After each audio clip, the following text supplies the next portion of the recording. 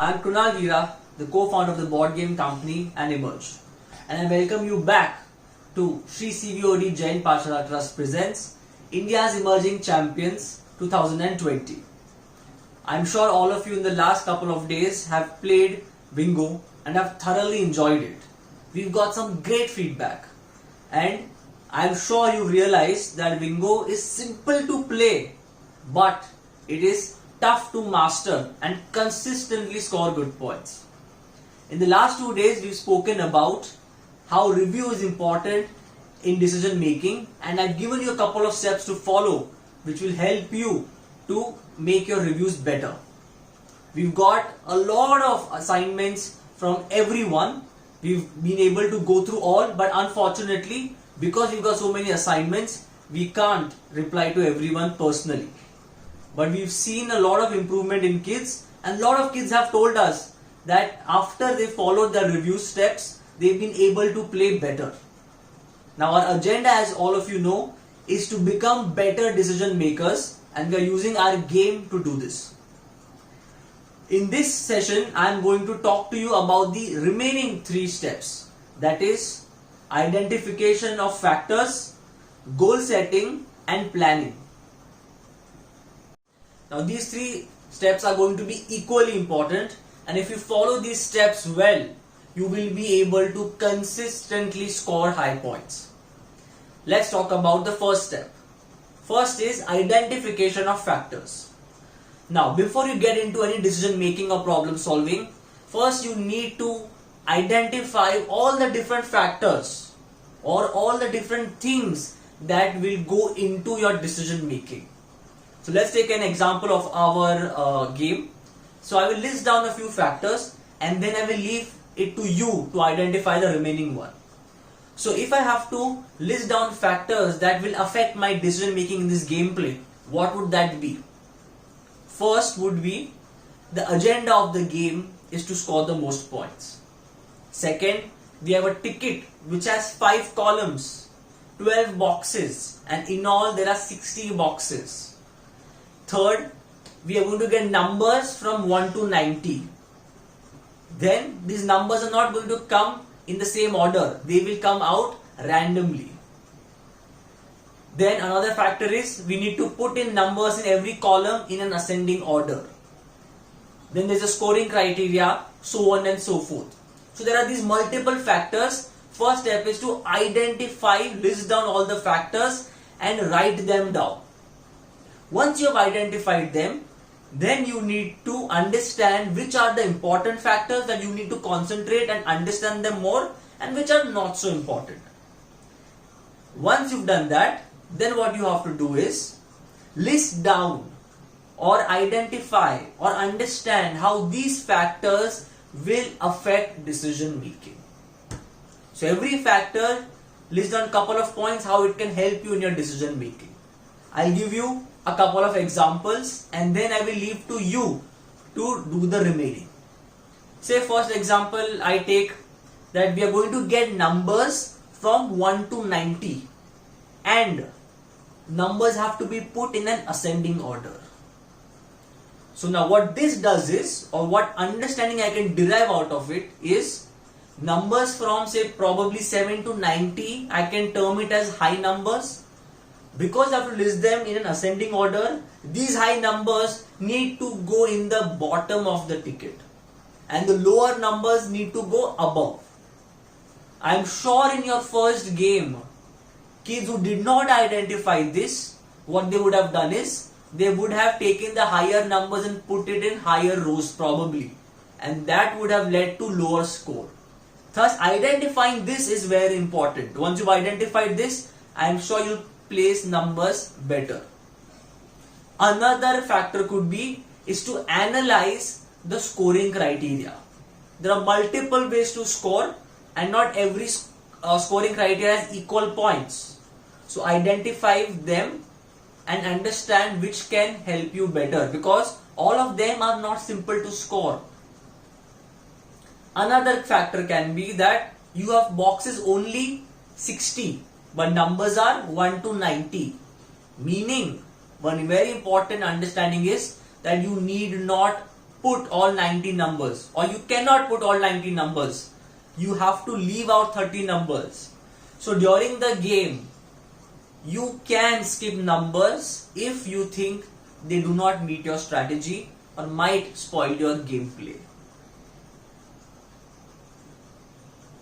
I would like all of you all to write your understanding for each of these factors that you've identified.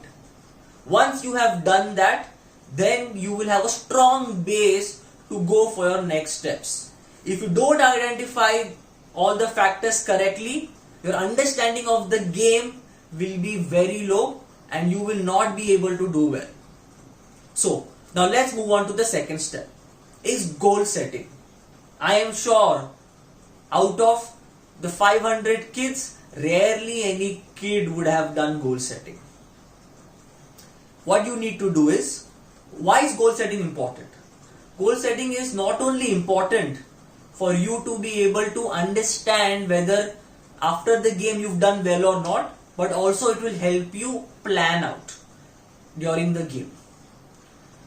Not only is having a goal important, but what kind of goal to have is also important. If I ask you that in this game, what is your goal? Lot of kids would tell that my goal is to score the most points. My goal is to play smartly. But all these are not really goals.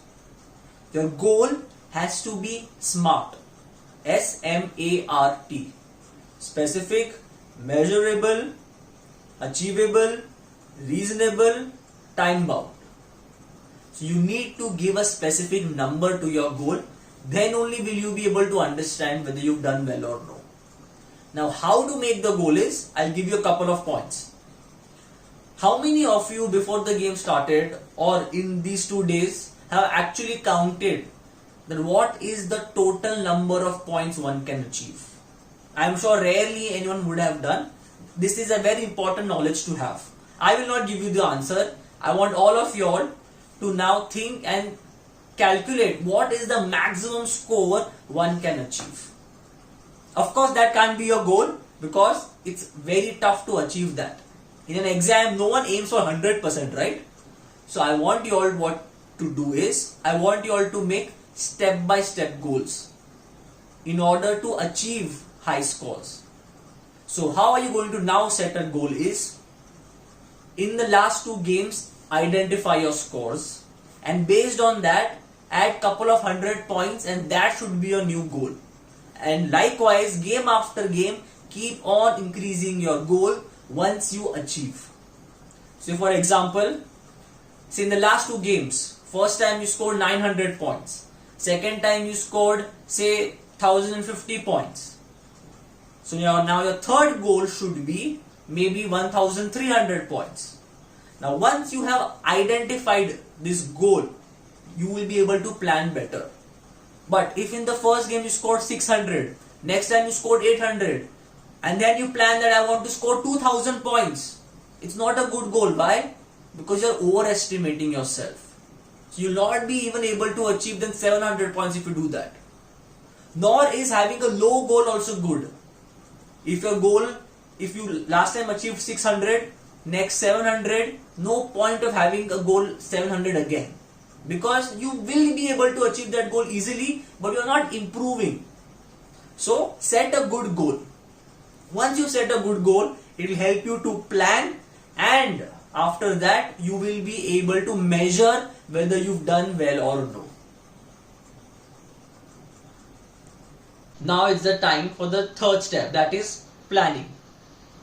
Now what is planning? Planning is nothing but culmination of all the 3 steps you've done. First, identification of factors. Second, goal setting. And the 4th step that you've already prepared is review. Take all the information that you've collected and put that in your plan. Planning is going to be key if you want to do well in this game. Now how do you typically plan is, there are different layers or different levels of planning that can be done. The intensity of planning, I will leave it on to you. What I will do is, I will give you a couple of examples. Based on that, you can create your own plans and keep on changing your plans game after game to make sure during the semi-finals and finals you get the best plans. So now let's take a couple of examples. But before I give you examples, remember one thing, your plan has to be in line with your goal. So if you have 1400 points, make sure your plan helps you achieve that. So how would I do that is, identify first how will you achieve that. So maybe by completing say 3 columns, 1 ascending, 1 odd even, etc. You need to achieve your goal. Remember, if you plan to achieve everything, you will not be able to achieve. Meaning, you can't plan that I will do all 3 ascendings, I will do all 2 odd evens, I will complete all columns. That is not possible. Thus, make your plan realistic, which should help you achieve your goal. Now, couple of examples. You've identified that there are going to be 90 numbers, ascending order. That means 70 to 90 are your higher numbers, 1 to 20 are your lower numbers. So the lower numbers go on top, higher numbers go bottom, remaining go in the center. Now how will I use this to plan? In this game, because numbers are going to come randomly, you can never plan that in this particular box I will put this number. That can never happen. But what you can do is, you can pick up couple of rows that say from row number 1, 2 and 3 I will put numbers from X to Y, or row numbers 4, 5, 6 I will put numbers A to B. Meaning, one example is, you can think that from row numbers 1, 2 and 3 I will put numbers probably say from 1 to 21. This is on you. So you have to then plan for every 3 or 4 rows what kind of range numbers will you put. Once you have this in mind, during the game your thinking will be better. Why? Because you already planned. So if you get a number say 20, now you already planned that 20 needs to go in 1, 2 or 3. Thus your chances of error will be lower. This I have given you an example of 3 rows. There can be multiple ways of planning that I will leave on to you. Let's take another example is, ascendings will give you 250 points. Thus making ascending can really increase your score, but it is very challenging to make one. But if you plan correctly, most of the times you will be able to make. So identify those ascendings and create a range of numbers for each of those, that if I get those numbers I will put them in that ascending order. Right? Once you've done that, it will be easy. But your range is also very important. In every ascending there are going to be 5 blocks. If I plan that from numbers from 20 to 25 I am going to put there, meaning 5 numbers in the ascending order, will that make sense? No. Why? Because 20 to 25 you might not get in every box. So have a larger range, because you have extra numbers that you can skip later on. So maybe from 20 to 30 in that particular row. So likewise you need to plan for all your scoring criteria. The more in-depth plan, the better your chance of you scoring higher points. But make sure that if your plan is not working out during the game, be dynamic, be able to change your plan, and after the game is done, follow your review procedure and then rework on your plan. Right? So these are the 3 broad steps: identification of factors, goal setting, planning, and then review. Continuously apply them during your practice games and I promise you will consistently score points. And if you apply these steps in your daily life, you will become better decision makers. So this is it, and I hope all of you all have learned the steps of decision making. I request all of you to see this video a couple of times. The more you see, the more nitty-gritties you will be able to catch. apply them in your practice games and share your feedback on how you've been able to improve on your decisions. You can either shoot a video and send me talking on how you've improved your decisions, or write a message and send me, and we will be very happy to see your messages and videos. So kids, all the best, do well.